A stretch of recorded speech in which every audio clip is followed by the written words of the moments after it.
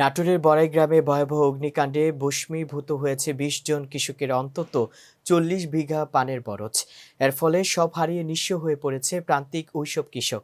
এলাকাবাসী জানায় উপজেলার বাগডোব গ্রামের নিজামুদ্দিন তার মরে শুকিয়ে যাওয়া সিমের ক্ষেত পরিষ্কার করার জন্য ক্ষেতে আগুন ধরিয়ে দেন। এক পর্যায়ে বাতাসে সেই আগুন পাশের পানের বরজে ছড়িয়ে পড়ে। পরিস্থিতি নিয়ন্ত্রণের বাইরে চলে গেলে স্থানীয় লোকজন ফায়ার সার্ভিসে খবর দেয়। তবে দমকল কর্মীরা ঘটনাস্থলে পৌঁছার আগেই ৪০ বিঘা জমির প্রায় ১৮টি পানের বরজ সম্পূর্ণ ভস্মীভূত হয়ে যায়। এতে করে কোটি টাকার বেশি ক্ষতি হয়েছে বলে অভিযোগ করেন ক্ষতিগ্রস্ত কৃষকরা। ঘটনার পর গ্রাম ছেড়ে পালিয়ে যায় সিম ক্ষেতের মালিক নিজামুদ্দিন।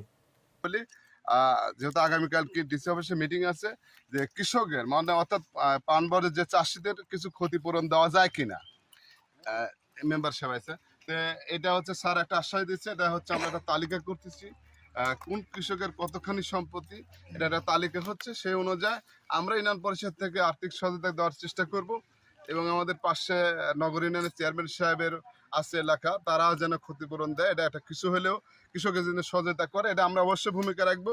তবে একটা কষ্ট হচ্ছে যে মানুষটা এটা আগুন দিচ্ছে, এটা থাকা উচিত যে সচেতন থাকা উচিত যে ঝালটা পড়ছে, অর্থাৎ যে রোদের যে তাপ, যে কোনো একটা আগুন ছুটে গেলে আর বাতাস বাজছে, এটা হতে পারে। এটা যদি সতর্ক থাকে এই ঘটনা হতো না। দর্শক, ভিডিওটি ভালো লেগে থাকলে অবশ্যই লাইক কমেন্ট শেয়ার করে কাজী টিভি নিউজ 24 এর সাথেই থাকুন এবং সবার আগে সকল খবর পেতে ভিজিট করুন www.kazitv news24.com।